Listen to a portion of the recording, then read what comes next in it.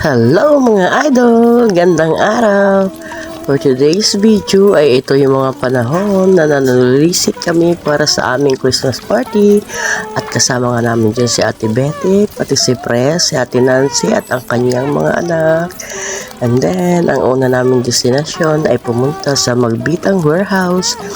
Yan, nagpasa na kami ng aming solicitation para pagdating ng aming Christmas party. And then, dumiretso na agad kami sa mayor's office para mahingi na rin ang solicit kay Vice Mayor. At super antay nga kami dyan sa kaopisina ng kanyang secretary.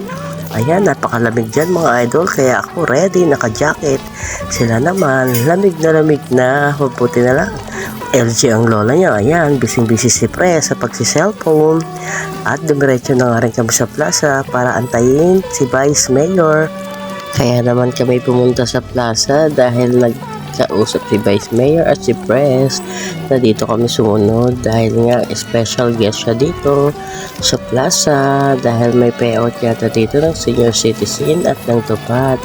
At yan, maya-maya konti pinasunod din kami dito sa Mabolo. At dahil dito ang Christmas party na ganap ni Vice Mayor. And then, dumiretso na rin kami dito sa McDo para kumain ng lunch. Pagkatapos nga noon ay pag-uwi ko ay may dumating na parcel sa akin. Nilagay ng aking platuhan. Napaka-cute nga naman ito. Binilin ko na lang to kay Ate Bergie para pagdating ko ay nandiyan na. Dahil nga out for delivery na siya kaya pinaiwan ko na lang din yung bayad ko kay Ate Bergie. Kaya shoutout sa iyo Ate Bergie. Salamat sa pag-receive ng aking parcel.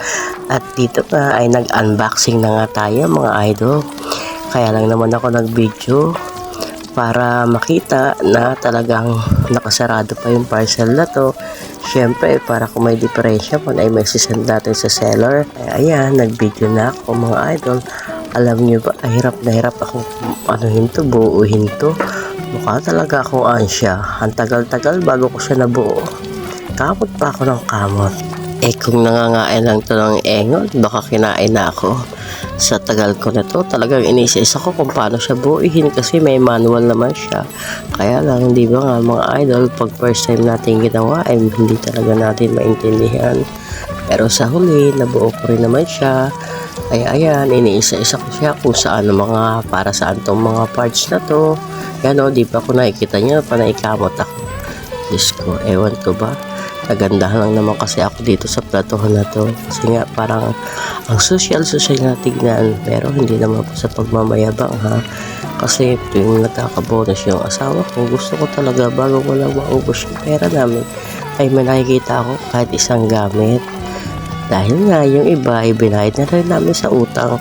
Kaya ayan, mag New Year na, ewan ko kung magkakasya pa to, pero at least merong natira. Okay lang naman kung walang budget, kung mahalaga walang may sakit sa pamilya. Taran! At yan, kung nakikita nyo, nabuo ko na rin siya, diba? Pero social siya kung titignan nyo. Diba? Sinong magkaakalang wala tayong arep mga idol? Diba? Napaka-cute at napaka-classy ng aking platuhan.